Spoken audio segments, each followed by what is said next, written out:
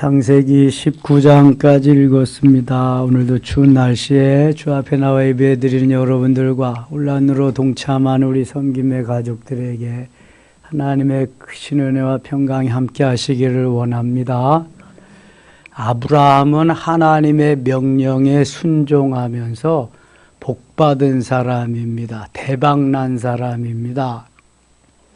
아브라함의 조카 롯은 큰아버지를 따라오다가 역시 복받은 사람, 대박난 사람입니다.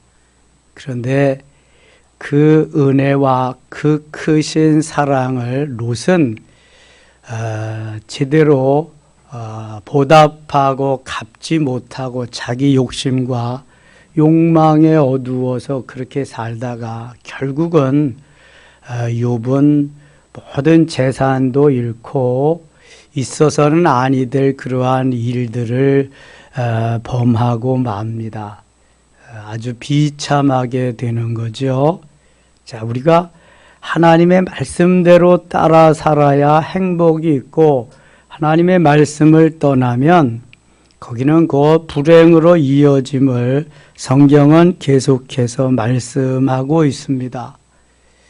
아브라함도 모든 것이 완벽한 건 아니었습니다. 실수도 하고요. 그 다음에 하나님의 말씀을 온전히 신뢰하지 못해서 그만 세상 사람과 같이 그렇게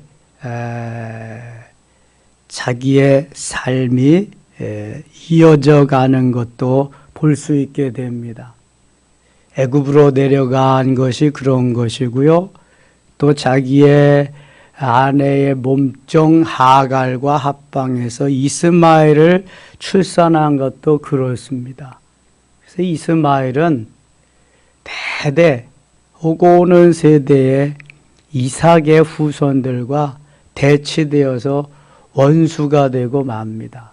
이게 아브라함이 뿌려놓은 씨앗이죠.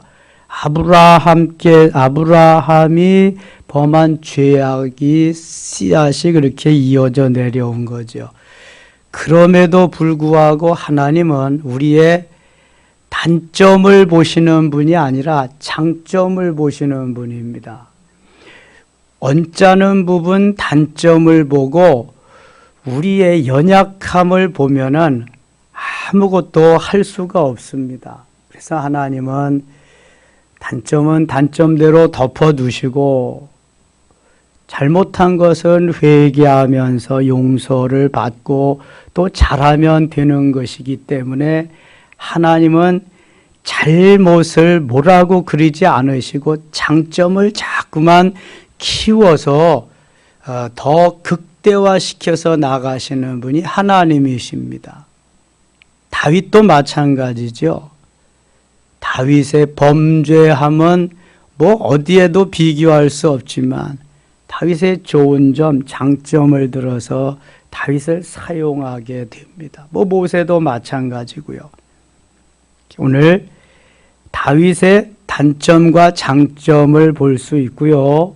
그다음에 하나님은 그 단점은 내려놓게 하시고 덮어놓으시고 장점을 들어서 다 이 아브라함을 사용하시는 모습을 볼 수 있게 됩니다. 그리고 언약하신 것은 잘못이 있다고 그래서 그것을 파기하는 분이 아니라 반드시 하나님이 언약하고 약속하셨기 때문에 아브라함의 삶의 행위와 여러 가지 형편과 상관없이 하나님은 이루어 가신다는 것입니다. 아브라함이 믿지 않아도 이루어 가시고요. 아브라함이 딴 그러한 행위를 보였어도 이루어 가신다고 하는 겁니다. 하나님이 선택하셔서 하나님 주도적으로 가시는 그 하나님의 역사는 누구도 막을 수가 없다. 하나님이 하신다는 거죠. 그래서 하나님의 손에 붙잡혀서 사는 게 참 중요하다. 성령께 붙잡혀서 사는 게 중요하다. 혹시 곁길로 갈지라도 하나님이 딱 잡아서 끌고 가시기 때문에 이제 뭐 어떻게 할 수가 없는 거예요. 아브라함이 잠깐 곁길로 갔지요. 다윗도 잠깐 곁길로 가고요. 뭐 다 그렇습니다. 모세도 그렇고요. 17장 갑니다. 17장. 아브라함이 99세에 여호와께서 아브라함에게 나타나서 그에게 이르시되 나는 전능한 하나님이라 너는 내 앞에서 행하여 완전하라. 왜 그렇게 그냥 비틀거리냐? 왜 내가 소망을 주고 믿음으로 너에게 그렇게 살아가라고 했는데 너의 그 첫 믿음을 잃어버리고, 첫 믿음이 창세기 12장이잖아요. 갈 바를 알지 못하고 하나님의 말씀을 따라 쫓아간, 그거 줘버리고 왜 자꾸 비틀거리냐? 왜 자꾸 세상을 향해서 세상 사람들과 같이 그렇게 하려고 하느냐? 이제는 내 앞에서 행하여 좀 완전하라. 퍼펙트하라. 너 혼자의 힘으로 되기 불가능하니 내가 도와줄 테니 너는 좀 완전하라, 그런 겁니다. 오늘도 하나님께서 우리에게 말씀하십니다. 비틀거리지 말고, 자꾸 세상을 따라가지 말고, 내가 너를 붙잡아 줄 테니 좀 완전해라. 좀 나를 따라라. 나를 좀 믿고 나를 좀 신뢰해라. 내가 다 해줄 텐데 왜 그 모양이냐? 그런 말씀 아니겠습니까? 아브라함의 단점을 덮어주시면서 장점을 극대화해서 써 가시는 하나님은 이제 그가 완전하기를 원하십니다. 좀 세상과 단절하고 주님만 바라보고 가기를 원하십니다. 세상 사람들이 이렇게 한다고 나도 그렇게 하지 말고, 나는 하나님의 사람이니까 하나님의 사람답게 나는 살아야 된다. 이게 완전한 대로 나가는 겁니다. 여러분, 완전한 대로 나갈 수 있기를 원합니다. 율법은 완전하지가 않습니다. 예수 그리스도가 오셔서 율법을 완전케 하시는 겁니다. 그렇지만 율법이 없으면 깨달음이 없습니다. 율법은 뼈와 같아서 율법이 없으면 아무리 살을 많이 붙여도 그것은 재구시를 못합니다. 그러니 율법이 있으면 거기에 은혜와 진리가 와서 완전케 해야 됩니다. 믿음으로 구원을 받았으면 이제 행함으로 인해서 완전함을 이루어야 참 하나님의 사람이 된다는 것입니다. 하나님이 들어 쓰시는 귀한 도구가 될 수 있다는 거예요. 나만 좋아서 하면 안 되고 하나님이 붙잡으셔서 완전케 하신 그 완전체로 하나님의 일을 수종들어야 된다. 그래야 시비가 없습니다. 그래야 원망이 없습니다. 그래야 어떠한 것을 바라는 바람이 없어집니다. 내가 지금까지 받은 은혜가 큰데, 지금까지 하나님께서 내게 주신 은총이 너무 큰데 더 무엇을 바라리요? 여러분, 구원의 기쁨과 감격만큼 더 큰 은혜와 더 큰 사랑이 어디 있습니까?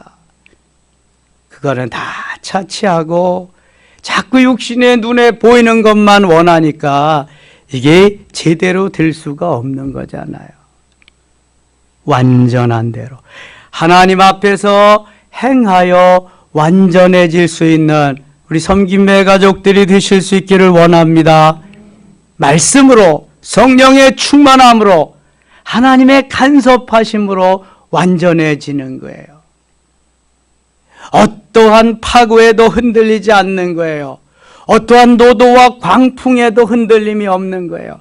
폭풍 속에서도 오롯이 흔들림은 있지만 뿌리는 뽑혀가지 않는 이 믿음이 중요한 거예요. 선택해서 믿음의 조상으로 쓰시려고 작정하신 하나님이 아브라함을 볼 때는 안타까운 거죠. 비틀거리니까, 자꾸 세상을 향해서 또 가려고 하니까. 아브라함만 그렇습니까? 연약한 육체를 가진 우리 인생 모두가 그렇습니다. 때로는 세상 사람들이 부럽기도 하지요. 뛰쳐나가고 싶기도 하지요. 이겨야 됩니다. 이게 완전한 대로 나아가는 겁니다.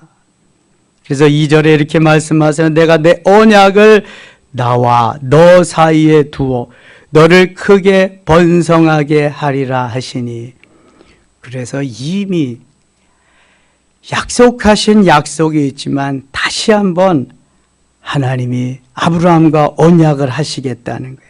아브라함이 엎드렸더니 하나님이 또 그에게 말씀하여 이르시되 보라 내 언약이 너와 함께 있으니 너는 여러 민족의 아버지가 될지라. 여러 민족의 아버지가 될지라. 이제 믿음의 조상으로서 너를 세우리라, 그런 것입니다. 이제후로는 내 이름을 아브라함이라 하지 아니하고 아브라함이라 하리니 내가 너를 여러 민족의 아버지가 되게 함이니라. 아브라함은 존귀한 아버지라는 말이에요. 아브라함은 열국의 아버지, 많은 백성들의 아버지, 모든 나라의 아버지가 된다는 거예요. 이제는 존귀한 아버지에서 열국의 아버지로 만들어 주겠다. 너는 작은 너 그 자체, 내 피부치 그것만 아니라 열국의 아버지가 되리라. 그래서 오늘날 모든 믿음의 사람들은 아브라함을 믿음의 조상이라고 부르고 있습니다. 엄청난 은혜죠. 아브라함이 아브라함으로 되어졌습니다. 내가 너로 심히 번성하게 하리니 내가 네게서 민족들이 나게 하며 왕들이 네게로부터 나오리라. 민족들이 나온다. 아니, 아브라함의 후손이 한 민족만 이루면 되지 민족들이 나온다 그래요. 민족들. 왜 그랬을까? 여러분, 에서와 야곱이 출산하는데, 에서와 야곱을 출산하는데, 에서와 야곱은 누구의 아들이에요? 야곱의 아들이에요? 이삭의 아들이죠. 이삭의 아내는 누구예요? 리브가. 창세기 25장 23절 보면은 두 민족이 내 태에서 뛰노는구나 그래요. 아니, 뱃속에 쌍둥이인데 두 민족이래. 하나님은 여기 아브라함의 후손이 민족들을 이룬대.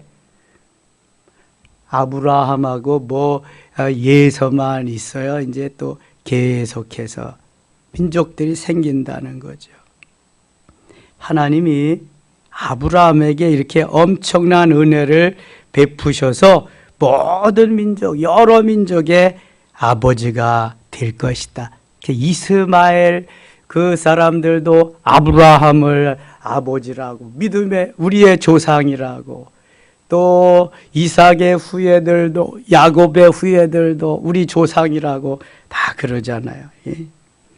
7절 내가 내 언약을 너와 너 및 네 대대 후손 사이에 세워서 영원한 언약을 삼고 너와 네 후손의 하나님이 되리라. 내가 너와 네 후손에게 네가 거류하는 이 땅 곧 가나안 온 땅을 주어 영원한 기업이 되게 하고 나는 그들의 하나님이 되리라. 하나님이 또 아브라함에게 이르시되 그런즉 너는 내 언약을 지키고 네 후손도 대대로 지키라. 이게 지금 언약, 하나님과 아브라함 사이에 맺는 언약인데 그 말씀을, 그 언약을 꼭 지켜야 된다. 너희 중 남자는 다 할례를 받으라. 이것이 나와 너희 후손 사이에 지킬 언약이니라. 11절 같이 읽을게요. 너희는 포피를 베어라. 이것이 나와 너희 사이에 언약의 표징이니라. 하나님의 언약의 표징은 남자아이는 태어나서 8일 만에 포피를 베어라. 남자 성기에 그 포피를 베라는 거야. 이게 할례 의식이라는 거야. 할례는 신약 시대에 와서 세례로 바뀌어집니다. 하나님의 자녀라고 하는 표식이 이제 그 할례를 통해서 나타나는 거예요. 그래서 12절에 너희의 대대로 모든 남자는 집에서 난 자나 또는 너희 자손이 아니라 이방 사람에게서 돈으로 산 자를 막론하고 난 지 8일 만에 할례를 받을 것이라. 태어난 지 8일이 되면 할례를 행해야 됩니다. 14절 할례를 받지 아니한 남자 곧 그 포피를 베지 아니한 자는 백성 중에서 끊어지리니 그가 내 언약을 배반하였습니다. 하나님이 또 아브라함에게 이르시되 내 아내 사레는 이름을 사레라 하지 말고 사라라 하라. 사레는 왕비라는 의미가 있습니다. 그러나 사라는 열국의 어미, 이 많은 나라의 어머니가 될 것이다. 아브라함이 열국의 아버지가 되니까 사라는 자연적으로 열국의 어머니가 되는 거죠. 내가 그에게 복을 주며 그가 네게 아들을 낳아주게 하며 내가 그에게 복을 주어 그를 여러 민족의 어머니가 되게 하리니 민족의 여러 왕이 그에게서 나리라. 민족의 여러 왕이 이제 사라를 통해서 나타나게 된다. 이거는 사라의 후손들을 통해서 또 난다는 그런 의미죠. 19절 가겠습니다. 19절 하나님이 이르시되 아니라 내 아내 사라가 내게 아들을 낳으리니 너는 그 이름을 이삭이라 하라. 내가 그와 내 언약을 세우리니 그의 후손에게 영원한 언약이 되리라. 지금 출산에 대한 아브라함에게 아들을 낳으리라고 하는 그러한 그 말씀을 하니까 아브라함이 이미 낳은 이스마엘이나 좀 잘 살기를 원합니다. 그랬더니 이스마엘이 아니고 진짜 언약의 아들을 낳을 것이다. 그 이름을 이삭이라고 해라. 그런 말입니다. 20절 이스마엘에 대하여는 내가 내 말을 들었나니 내가 그에게 복을 주어 그를 매우 크게 생육하고 번성하게 할지라. 그가 12두령을 낳으리니 내가 그를 큰 나라가 되게 하려니와. 사실 이스라엘보다도 숫자적으로는 이스라엘보다도 이스마엘의 후손이 훨씬 더 많습니다. 지금도 이스라엘은 디아스포라까지 다 합쳐도 2천만이 안 됩니다. 1500만, 1600만 정도밖에. 그러나 이스마엘의 후손은 수억입니다. 수억. 엄청나게 많습니다. 아니 겨우 14년 먼저 태어났거든요. 이스마엘이 이삭보다.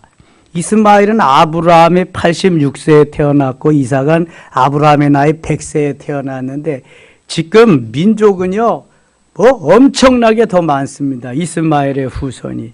바로 여기 이렇게 그 말씀하신 대로 그렇게 이루어지는 거죠.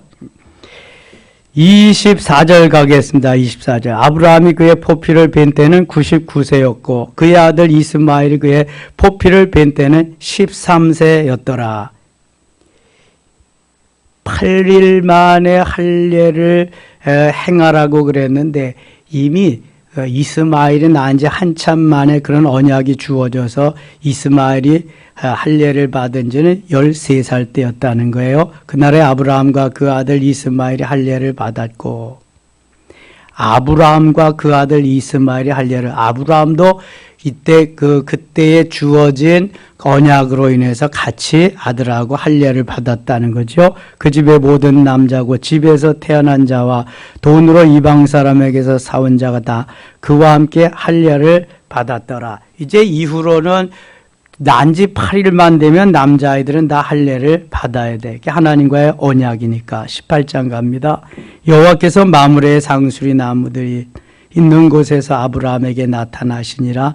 날이 뜨거울 때 그가 장막문에 앉아 있다가 하나님이 천사를 보내서 아브라함과 지금 만나는 장면이 18장에 나옵니다. 왜 이런 사건이 있느냐 하면은 아브라함에게 이삭 그의 아들을 주신다고 하는 것을 확실하게 확인시켜 주기 위해서 하나님이 천사를 보내서 아브라함과 지금 만나는 장면이에요.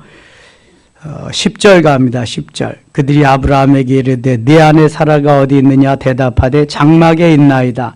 그가 이르시되 내년 이맘때 내가 반드시 네게로 돌아오리니 내 아내 사라에게 아들이 있으리라 하시니 사라가 그 뒤 장막문에서 들었더라. 천사와 이 아브라함과 대화하는 것을 사라가 엿들었어요. 그 집에서 그 장막문 뒤에서 들었더라. 11절 아브라함과 사라는 나이가 많아 늙었고 사라에게는 여성의 생리가 끊어졌느니라. 자, 여성의 생리가 끊어졌다는 것은 생리학적으로 출산을 할 수 있다 없다? 출산을 할 수 없다는 거예요. 이게 여성으로서 여성의 구실을 할 수 없는 그때에 천사가 사라에게 내년 이맘때에 아들을 낳으리라고 말을 하니까 이게 믿어지지가 않는 거죠. 11절 다시 봐요. 아브라함과 사라는 나이가 많아 늙었고 아브라함의 나이 그때 99세, 사라의 나이 89세입니다. 사라에게는 여성의 생리가 끊어졌는지라. 사라가 속으로 웃고 이르되 내가 노쇠하였고 내 주인도 늙었으니 내게 무슨 즐거움이 있으리요? 내가 어찌 아이를 낳고 즐거워할 수 있으리요? 아이고, 농담도 진하게 하시네. 그저 그냥 뭐 여기까지만 하시죠. 그런 의미가 사라로부터 나오는 거죠. 여호와께서 아브라함에게 이르시되 사라가 왜 웃으며 이르기를 내가 늙었거늘 어떻게 아들을 낳으리오 하느냐. 사라가 왜 그런 말을 하느냐.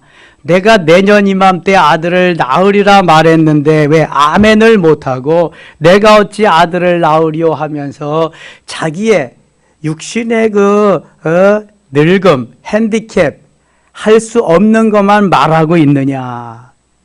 왜 좀 믿음을 크게 갖고 믿음으로 반응하고 아멘으로 반응하면 좋겠는데 왜 그렇게 하지 못하느냐. 하나님이 섭섭해 하시는 거예요.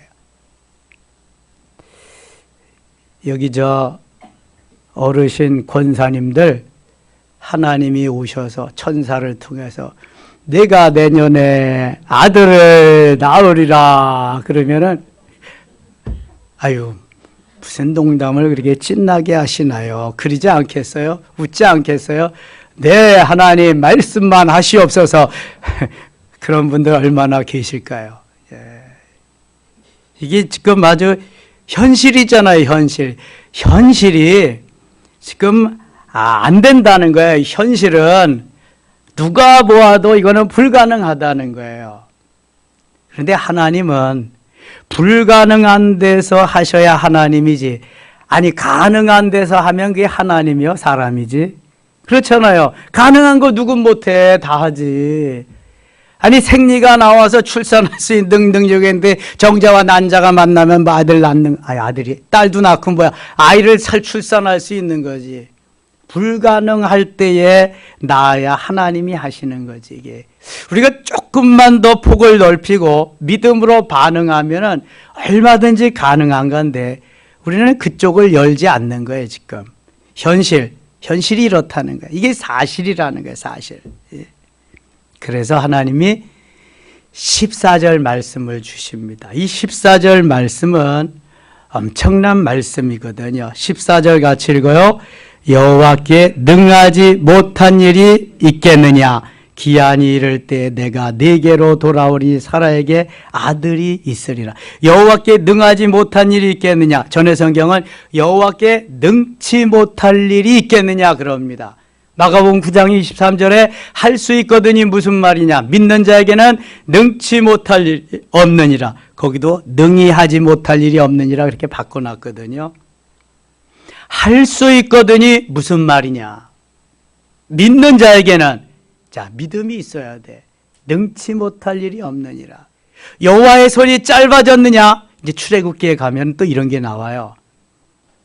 고기를 달라고 막 그러니까 하나님이 그래 고기 주겠다 그냥 하루나 이틀이나 사흘만 한 달, 두 달 코에서 냄새가 날 때까지 코가 삐뚤어질 때까지 그런 말은 없어요. 다 고기를 주겠다. 그랬더니 모세가 뭐라 그러냐면요. 소와 양과 염소 다 잡은들 그게 가능하겠습니까? 바닷물을 막아서 고기를 다 잡은들 가능하겠습니까? 그런다고요. 모세, 천하의 모세도. 그랬더니 하나님이 여호와의 손이 짧아졌느냐, 여호와의 손이 짧으냐 이렇게 말씀하는 거예요. 너 바로 왕의 앞에 서서 바로를 물리치고 출애굽한 거 잊어버렸냐? 홍해를 육지와 같이 건너는 거 잊어버렸냐? 구름 기둥과 불 기둥으로 인도하는 거 잊어버렸냐? 여호와의 손이 짧아졌냐? 너 믿음이 그렇게도 없냐? 한 방 먹습니다. 모세가 하나님께. 여러분, 하나님이 말씀하시면 하나님은 불가능을 가능케 하시는 하나님이신 줄 믿습니다. 신묘막측하게 만드시는 하나님이야. 그것도 걸작품으로 만드시는 하나님이라니까. 불가능이 없으신 하나님. 내 사전에 불가능이 있는 거지 하나님 사전엔 불가능이 없습니다. 여호와께 능치 못할 일이 있겠느냐? 능히 하지 못할 일이 있겠느냐? 보세요. 아무것도 없는 상태에서 천지를 창조하셨잖아. 아무것도 없는 상태에서 다 만들어 놓으셔서 이게 창조야. 창조. 크리에이트. 자, 사람은 창조할 수 있다 없다? 진짜 없어요? 없어요? 네, 없죠. 창조란 없는 것에서 있게 하는 게 창조야. 그러면 사람은 뭐 할 수 있을까? 만드는 걸 할 수 있어. 창조는 안 돼도 다시 만드는 거, 메이킹 할 수 있어. 뭐 이거 가구를 만들고 뭐 집을 짓고 건축을 하는데 사람이 있는 것 가지고 다시 다른 걸 만드는 건 할 수 있지만 전혀 없는 것을 만들어낼 수는 없다. 재료를 가지고 만드는 것은 사람이 할 수 있지만 없는 재료를 다시 있게 해서 창조를 할 수 없다. 이게 하나님과 우리와 다른 점이야. 창조주와 피조물과의 다른 점이 그런 거예요. 창조주는 없는 상태에서 있게 하시는 분. 피조물은 있는 거 가지고 다시 만들어내는 거. 예? 제품이나 작품이나 이런 걸 만들어낼 수는 메이킹은 할 수 있지만 크리에이션, 예, 창조는 할 수 없다. 이거 맞나요? 믿으시나요? 그것 또한? 자, 맞고 믿으시면 아멘. 우리는 창조할 수 없어요. 하나님만이 하실 수 있는. 그래서 여호와께 능하지 못할 일이 있겠느냐? 여호와께 능치 못할 일이 있겠느냐? 여호와께 불가능이 있겠느냐? 봐라, 창조도 내가 했고 너도 내가 만들고 다 내가 했는데 뭘 못하느냐? 이렇게 아브라함에게, 사라에게 말씀하시는 거예요. 그러면서 기한이 이를 때 내가 내게로 돌아오리니 사라에게 아들이 있으리라. 사라에게 아들이 있으리라. 그러니까 사라가 무서워졌습니다. 15절 사라가 두려워서 부인하여 이르되 내가 웃지 아니하였나이다. 이르시되 아니라 내가 웃었느니라. 아유, 하나님이 속까지 다 보고 계셔요. 전지전능하신 하나님. 이게 하나님의 속성이야. 무소무지하신 하나님. 하나님의 속성이라니까. 신묘막측하신 하나님. 하나님이 이렇게 엄청난 하나님인데 우리는 하고도 안 했다고 이제 그러는 거예요. 그러니까 하나님이 너 웃고 왜 안 웃었다 그래? 내가 웃었느니라 그러신다고요. 하나님 아주 엄청난 분이신데 22절 가겠습니다. 22절 이제 이렇게 아브라함과 사라에게 아들을 낳을 것을 말씀하시고 그 다음에는 어디로 옮기시냐 하면은 소돔과 고모라로 관심을 옮기십니다.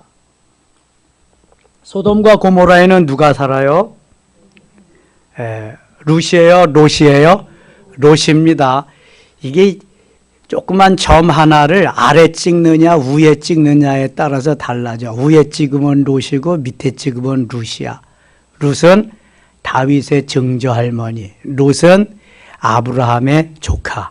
자, 소돔과 고모라에 가서 살던 사람이 롯입니다.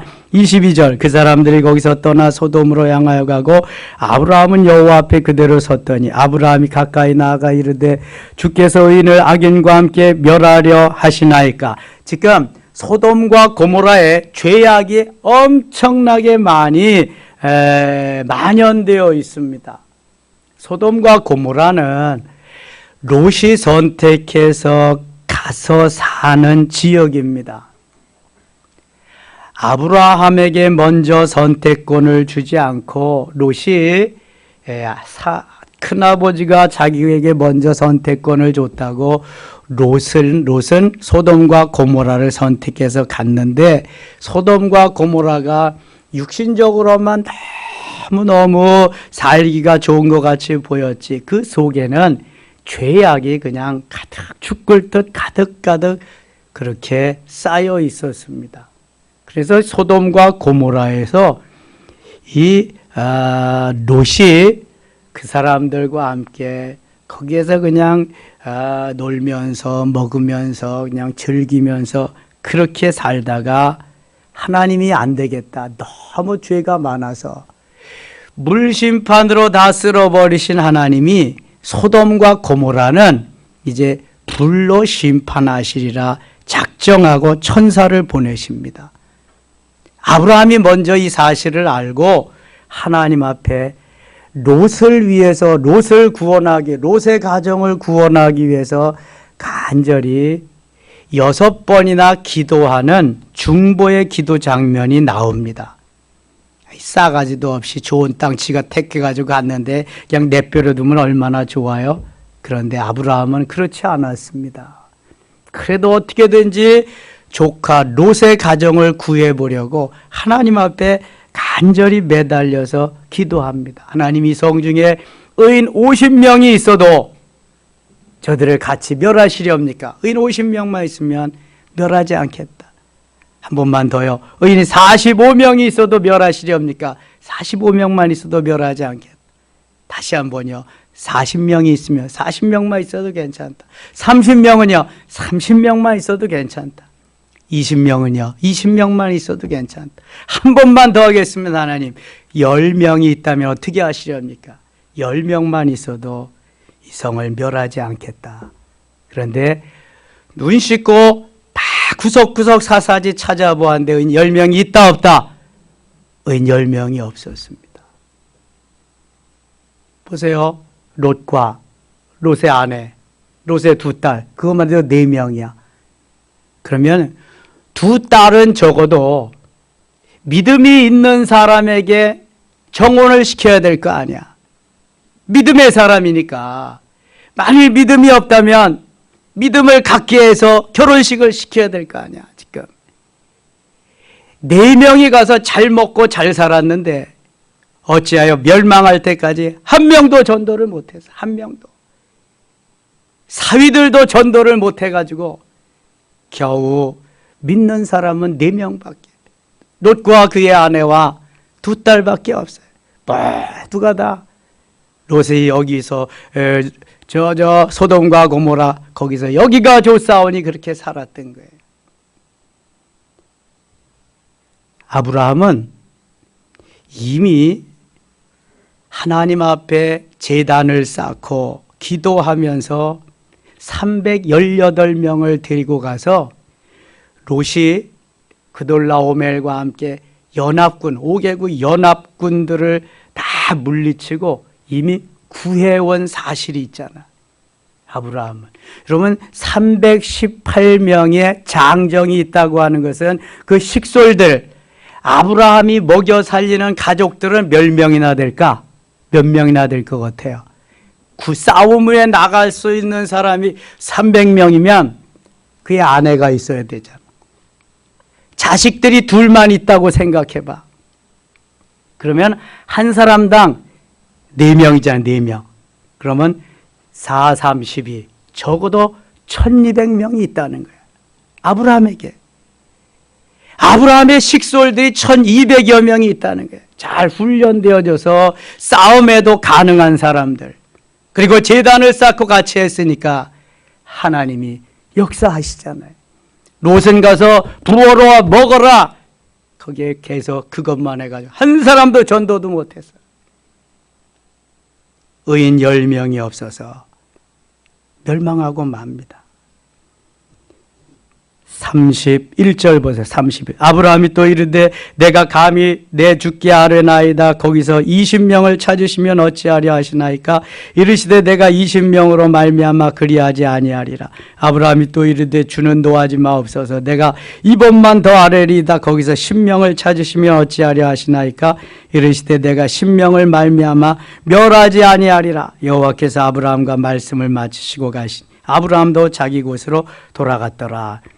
아유, 한 번만 더 해보지. 5명. 근데 5명 있어요? 5명도 없어. 안 하기를 잘했지. 괜히.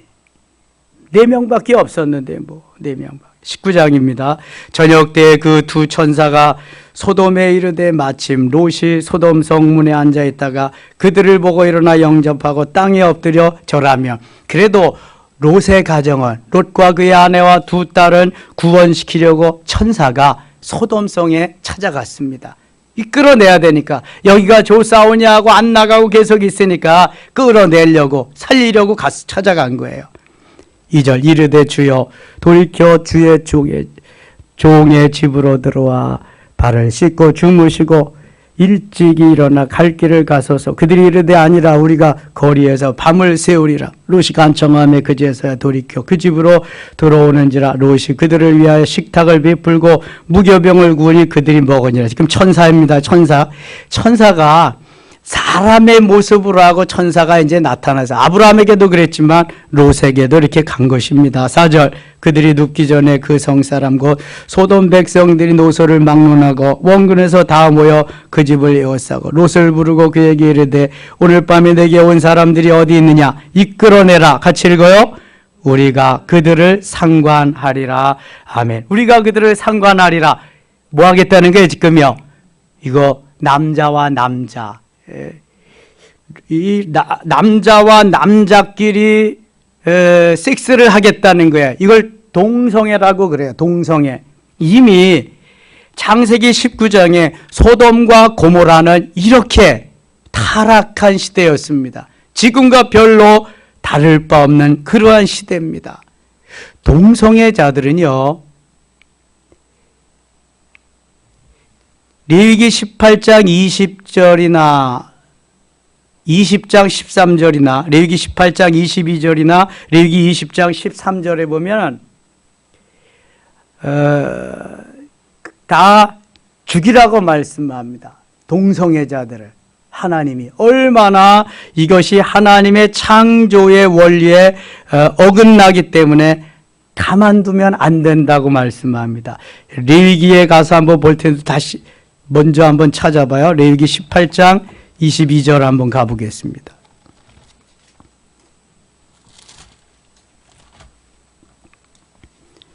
레위기 18장 22절 174쪽.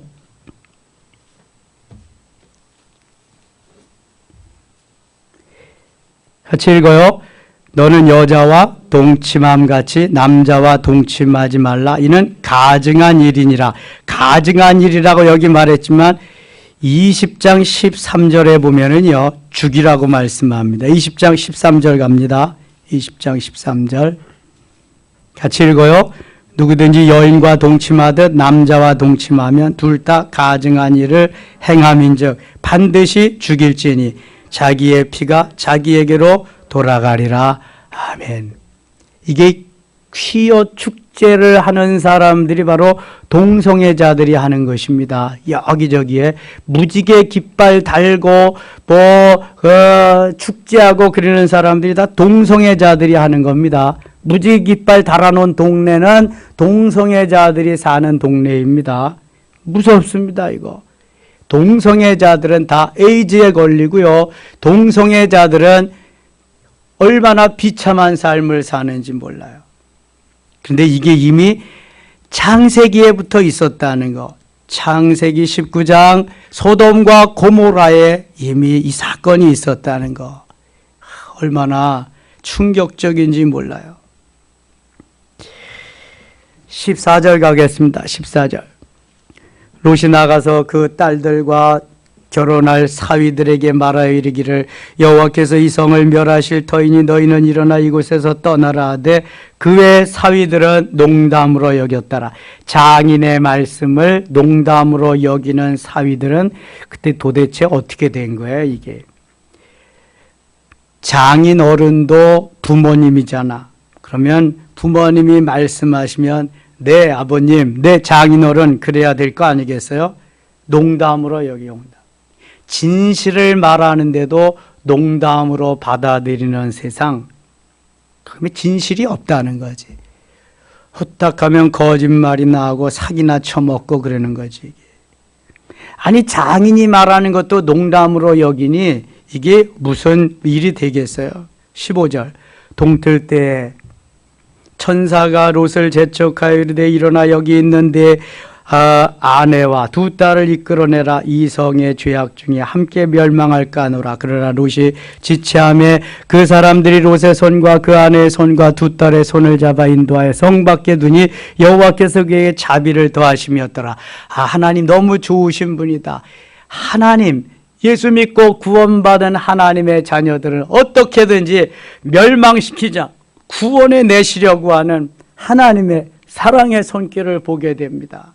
똑같이 그곳에서 전도도 한 명도 못하고 거기에서 부어라 마셔라 매일 그렇게 살았어도 그거 하나님 믿는 하나님의 자손이라고 끌어내는 거 보세요. 이끌어내는 거 보세요. 어떤 한이 있어도 예수는 믿고 봐야 되겠다. 아멘입니까? 예수는 믿고 봐야 돼. 믿고 봐야 돼. 뭐 천국에 가봤냐 뭐 지옥에 가봤냐 믿고 봐야 돼. 믿어서 뭐 남 줄 거 있냐? 그렇잖아요. 아니 뭐 가서 없으면 그만이지 뭐 믿는데 뭐 믿고 하나님이 좋은데 다 갖다 데려다 주면 좋은 거고 뭐 아니면 뭐 아닌 거지 뭐 믿고 봐야지 일단은. 근데 하나님의 말씀은 1.1획도 변함이 없고 여기 다 진실만 있으니까 그걸 믿는다면 얼마나 하나님 기뻐하실까. 이렇게 시원치 않아도 다 천사를 통해서 구원해 주시는 거 보세요. 17절 그 사람들이 그들을 밖으로 이끌어낸 후에 이르되 도망하여 생명을 보존하여 돌아보거나 들에 머물지 말고 산으로 도망하여 멸망함을 면하라. 돌아보지도 말라 그랬어요. 머물지도 말라 그랬어요. 산으로 도망해서 멸망을 면하라. 도망하지 않으면 멸망한다는 거예요. 자, 29절 갑니다. 23절. 롯이 소알에 들어갈 때 해가 돋았더라. 작은 성 소알로 갔어요. 여호와께서 하늘을 곧 여호와께로부터 유황과 불을 소돔과 고모라에 비같이 내리사. 유황과 불을 소돔과 고모라에 비같이 내리. 유황불을 그냥 엄청나게 소돔과 고모라에 내려 쏟은 거예요. 그 성들과 온 들과 성에 거주하는 모든 백성과 땅에 난 그것을 다 엎어 벌하셨더라. 롯의 아내는 뒤를 돌아보았으므로 소금 기둥이 되었더라. 롯의 아내는 왜 뒤를 돌아보았을까? 예? 뭐에 미련이 있어서 뒤를 돌아보았을까?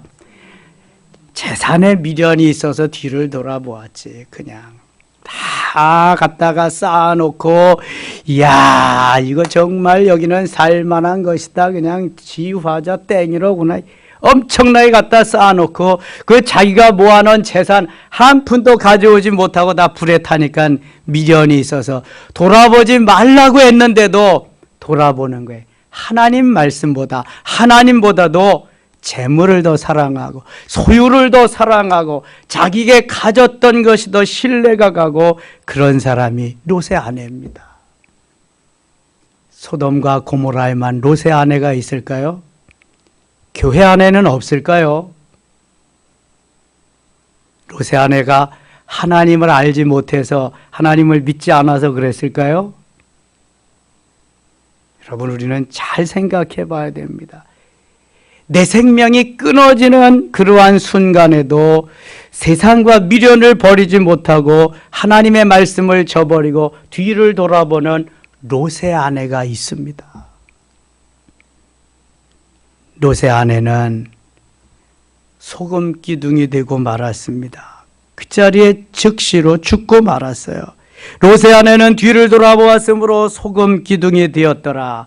아브라함이 그 아침에 일찍 일어나 여호와 앞에 서 있던 곳에 이르러 소돔과 고모라와 그 온 지역을 향하여 눈을 들어 연기가 옹기가 마연기같이 치솟음을 보았더라. 하나님이 그 지역의 성을 멸하실 때에 곧 롯이 거주하는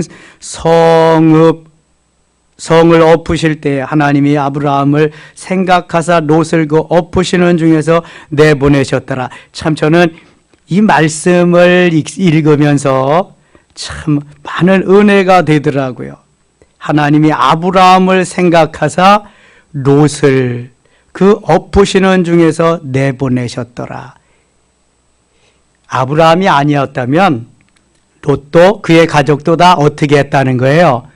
다 불로 살라버렸을 거예요. 근데 아브라함을 생각해서 롯을 건져주셨다는 거예요. 여러분, 중보의 기도가 이렇게 큰 힘이 있습니다. 누군가 나를 위해서 기도해 줄 수 있다고 한다면 엄청난 힘이 되는 것입니다.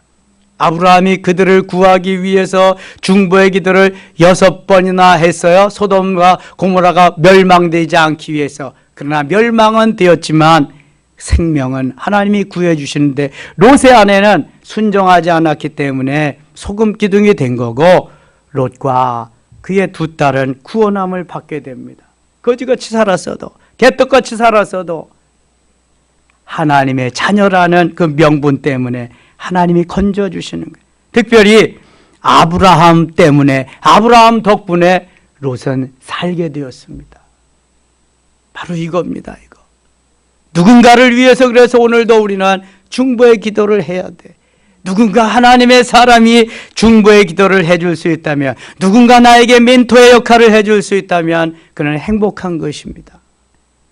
아브라함을 생각해서 롯을 구원해 주신 하나님을 보세요. 다시 봐요. 하나님이 아브라함을 생각하사 롯을 그 엎으시는 중에서 내보내셨더라.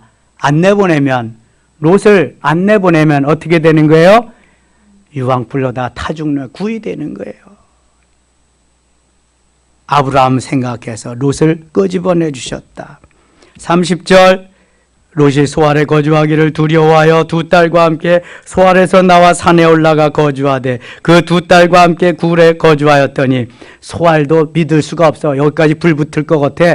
그래서 더 먼 데로 산으로 올라가서 굴에 가서 거주하게 됐어요. 큰딸이 작은딸에게 이르되 우리 아버지는 늙으셨고 온 세상의 도리를 따라 우리의 배필될 사람이 이 땅에는 없으니 우리가 우리 아버지에게 술을 마시게 하고 동침하여 우리 아버지로 말미암아 후손을 이어가자 하고. 아니, 아무것도 가지고 나오지 못하는 그냥 막 불이 솟구치고 다 타죽는 그러한 시점에, 그러한 환경에서 지금 뭘 가지고 나왔어요? 뭘 가지고 나왔어요? 술을 가지고 나왔어, 술. 아니, 술 파는 데서 사왔을까요? 술 파는 데도 없었을 뿐만 아니라, 그러니까 이 두 딸은 하나님의 말씀을 묵상하고 읽고 그냥 그 말씀대로 따라 살기보다는 소돔 사람들과 같이 부어라 마셔라 여기가 좋사오니 이렇게 살았다는 거예요. 그러니까 불타 없어지는 가운데도 술병 차고 나온 거야. 술병 차고. 군대 가면 보초스로 나가는데도 술병 차고 나가는 보초병들이 있습니다. 그거 다 조사해서 없으면은 수통에다가 막걸리 담아가지고 나가는 게 있고, 못 말려 그냥. 수통엔 물 들었는지 알지 누가 술 들었는지 아나. 이 와중에서도 술병 차고 갔다. 그럼 지어나 먹을 것이지. 아버지에게 마시우게 하고 이제 우리가 자손을 퍼뜨릴 남자가 없다. 남자란 아버지밖에 없다. 그리고 아버지와 동침해서 하루는 큰딸이, 다음 날은 둘째 딸이. 근데도 다 임신을 했네. 어떻게 다 때가 맞았나 봐 그때. 그래서 맏아들이 맏아들이래. 맏딸이 난 후손이 어느 나라예요? 모압. 둘째 딸이 난 후손이 암몬. 이스라엘을 계속해서 엄청나게 많이 괴롭혔습니다. 그 당시에 성경은 없었으니까 성경은 못 가지고 나온다고 그래도 하나님이 말씀해 주신 기록해 놓은 것들 가슴에라도 기억하고 와야지. 술병을 차고 와가지고 오늘날 이 세상에 종말이 지금 온다고 한다면 여러분들은 뭘 가지고 나가시렵니까? 어떻게 탈출하시렵니까? 만일 소돔과 고모라와 같이 우리가 사는 이 지역이 이렇게 불바다가 된다고 한다면 그때 무엇을 가지고 나가시렵니까? 한 번쯤 생각해 보셨나요? 로마의 성지순례 가면 로마에 가면은 꼭 빠지지 않고 가는 곳이 있습니다. 어디냐 하면은 어디죠? 화산재가 폭발한 거기 폼페이입니다. 폼페이는 주 79년 베수비우스라고 하는 화산이 터져가지고 그 엄청난 세계적인 도시를 화산재로 다 덮어버렸습니다. 그게 시간이 지남에 따라서 발굴 작업을 하기 시작했는데 지금은 다 발굴을 해서요. 그 당시에 그 주후 79년이면은 이미 예수님 시절이잖아요. 2000년 예수님 2000년 전에 오시 주 79년이니까 예수님 돌아가시고 얼마 안 되잖아요. 근데 그 당시에 이미 현대식으로 거의 모든 것들이 수도시설도 되어 있고요.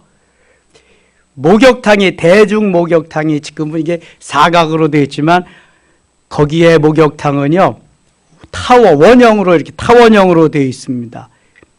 수증기가 사각으로 돼서 물이 뚝뚝 떨어지니까 그게 수증기가 흘러서 벽을 타고 내려오도록. 수세식 변소 다 있습니다. 수세식.